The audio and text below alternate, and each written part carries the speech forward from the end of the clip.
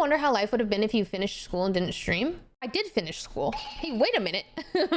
Well, if so basically the only difference in my life would have been if I went to med school and then I wouldn't have streamed. There's no chance I would have been able to. So I have a degree in biology and a minor in neuroscience.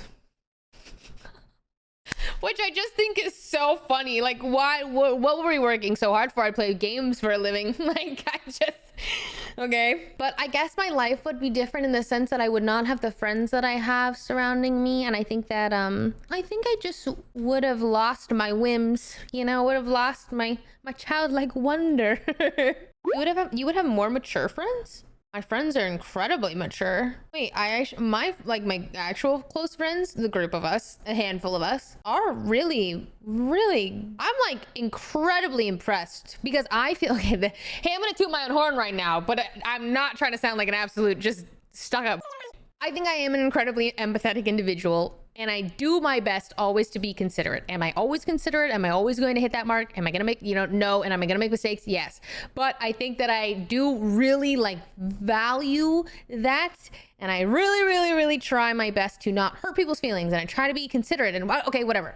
And I've been like that my whole life, but have I grown and matured? Of course. But I felt like every time that I would meet people in life, I'm oftentimes not feeling that reflected in other individuals, and I just kind of whatever, that's fine. But I meet Sydney, John, Sean, I'm like, oh yeah, like you guys, I see the same values that I live by in you, in the same like I've never met more empathetic people who also just get it and do not like hurt people on purpose, or like they care to not hurt people, I guess. And yeah, so it's like, are there immature people around me? Of course, but that's anywhere you go.